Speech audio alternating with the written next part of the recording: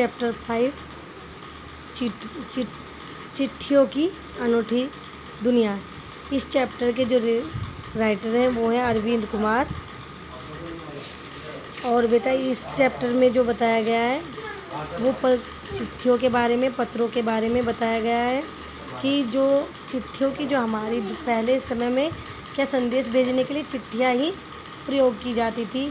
पहले टेलीफोन वगैरह ये कुछ भी नहीं थे, केवल चिट्ठियों से ही आदमी अपने विचारों का आदान प्रदान, अपने सभी सेवाओं का उपयोग करते थे।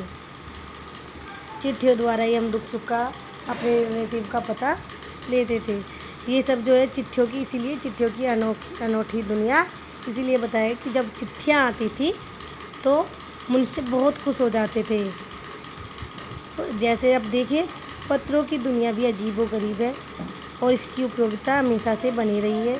पत्र जो काम कर सकते हैं वो संचार या आधुनिक साधन नहीं कर सकते। कोई भी फ़ोन वगैरह चिट्ठियों की जगह नहीं ले सकता। पत्र जैसा संतोष फ़ोन या SMS में कहाँ दे सकते हैं। पत्र एक नया सिलसिला शुरू कर सकते हैं। राजनीतिक, साहित्यिक, कला के क्षेत्र में तमाम विवाद और नई घटनाओं की जड़ भी पत्र ही होते हैं। दुनिया का तमाम साहित्य पत्रों पर केंद्रित है। मानव सभ्यता के विकास में इन पत्रों में अनूठी भूमिका निभाई है। पत्रों का भाव जगह एक सा है, भले ही उसका नाम अलग अलग हो। पत्र को उर्दू में खत, संस्कृत में पत्र, कन्नड़ में कागज, तेलुगु में उत्तरम, जाबू और लेख तथा तमिल में तोड़िद कहा जाता है। पत्र यादों को सहज कर रखते हैं, इसमें किसी को भी संदेह नहीं है। हर एक की अपनी पत्र लेखन कला है, हर के पत्रों का अपना दायरा है। दुनिया भर में रोज़ करोड़ों पत्र एक दूसरों को तलाशते तमाम ठिकानों तक पहुंचते हैं। भारत में ही रोज़ 4.5 करोड़ चिट्ठियाँ डाकखाने में डाली जाती हैं। साबित करती है कि पत्र कितनी अहमियत रखते हैं। पंडित जवाहरलाल नेहरू जी ने सन 1953 में सही कहा था कि हजारों सालों तक संचार का केवल साधन हरकारे रनर्स या फिर तेज घोड़े रहे हैं। जो लोग तेज दौड़ सकते हैं या घोड़े ही क्या रहे हैं, पत्रों को भेजने का माध्यम रहे हैं। उसके बाद पंडित जी आए, पहिए आए और रेल और तार के भारी बदलाव आया। तार ने रेलों से भी तेज गति में संवाद भेजने का सिलसिला शुरू किया। अब टेलीफोन, वायरलेस और आगे रेडार दुनिया बदल रहा है। पिछले शताब्दी में पत्र लेखन एक कला का रूप लिया। डाक व्यवस्था के अनुसार सुधार के साथ पत्रों को सही दिशा देने के लिए विशेष प्रयास किए गए। पत्र संस्कृति विकसित करने के लिए स्कूली पाठ्यक्रमों में पत्र लेखन का विषय भी शामिल किया गया। पत्र ही नहीं, दुनिया के सभी देशों में प्रयास चले हैं कि विश्व डाक संघ ने अपनी ओर से काफ़ी प्रयास किए। विश्व डाक संघ की ओर से 16 वर्ष से कम आयु वर्ग के लिए बच्चों के लिए पत्र लेखन प्रतियोगिता आयोजित करने का सिलसिला 1972 से शुरू किया गया है। यह सही है कि खास तौर पर बड़े शहरों और महानगरों के साधन के तेज के विकास अन्य कारणों से पत्रों की आवाजाही प्रभावित हुई है और देहाती दुनिया आज भी चिट्ठियों से ही चल रही है। फैक्स, ईमेल, टेलीफोन तथा मोबाइल चिट्ठियों की तेज़ी को रोका है। व्यापारिक डाक की संख्या लगातार बढ़ रही है। व्यापारिक मीन्स इन्होंने जैसे हमारे कहीं भी हम अप्लाई करते हैं तो वहाँ से हमारे चिट्ठियाँ जो कॉल लेटर वगैरह आते हैं उसके बारे में कहा है। जहाँ तक पत्रों का सवाल है, अगर कोई बारीकी से उसकी तह में जाए तो आपको ऐसा नहीं लगेगा कि जैसे किसी पत्र को लिखाया या न कि लिखाया जा रहा हो। पत्रों को बेसब्री से जिसने इंतज़ार न किया हो।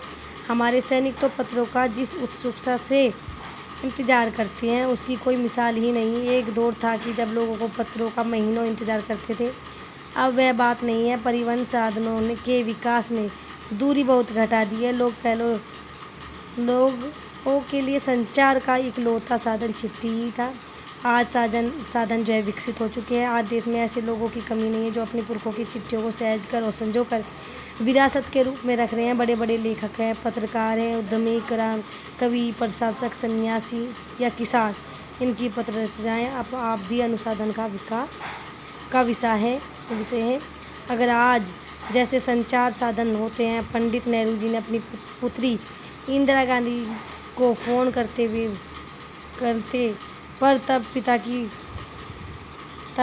पिता के पत्र पुत्री के नाम सहेज कर रख लेते थे, पर SMS संदेशों को भी आप जल्दी भूल जाते हैं। कितने संदेशों को तो संजो कर रख लेते हैं। तमाम महान हस्तियों को सबसे बड़ी यादगार धरोहर उनके लिखे गए पत्र ही हैं। भारत में श्रेणी में राष्ट्रपति महात्मा गांधी को तो सबसे आगे रखा जा सकता है। दुनिया के तमाम संग्रहालय जाने मानी हस्तियों के पत्रों का अनूठा संकलन भी है।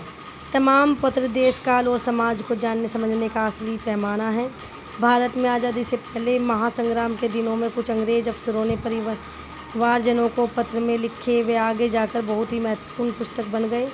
इन पत्रों से साबित किया जा सकता है कि यह संग्राम कितनी ज़मीनी मजबूती के लिए हुए हैं। महात्मा गांधी के पास दुनिया से तमाम पत्र केवल महात्मा गांधी इंडिया लिख कर आते थे। वहाँ जब भी जाते थे वहाँ तक पहुँच जाते थे। आज़ादी के आंदोलन की कई अन्य दिग्गज हस्तियों के साथ भी ऐसा ही हुआ। गांधी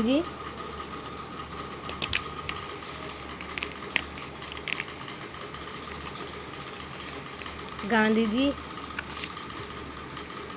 पास देश दुनिया से बड़ी संख्या में पत्र पहुंचाते थे। पत्रों का जवाब देने के मामले में उनका कोई जोड़ नहीं था। वे कहा जाता है कि जैसे ही उनके को पत्र मिलता था उसी समय वे उनका जवाब लिख देते थे। अपने हाथों से ही ज़्यादातर पत्रों का जवाब देते थे। जब लिखते लिखते उनका दाहिना हाथ दर्द करने लगता था तो वे बाएं हाथ से लिखते जुट जाते थे। महात्मा गांधी ही नहीं, आंदोलन के तमाम नायकों के पत्र गांव-गांव में जाते थे। पत्र भेजने वाले लोग उन पत्रों को भी प्रसारित पत्र से कम नहीं मानते थे। कई लोगों ने तो उन पत्रों को फ्रेम में करा कर रख लिया। और पत्रों का जादू यही नहीं, पत्रों के आधार पर कई भाषाओं में जाने कितनी भाषाएं किताबें लिखी जा चुकी हैं। वास्तव में पत्र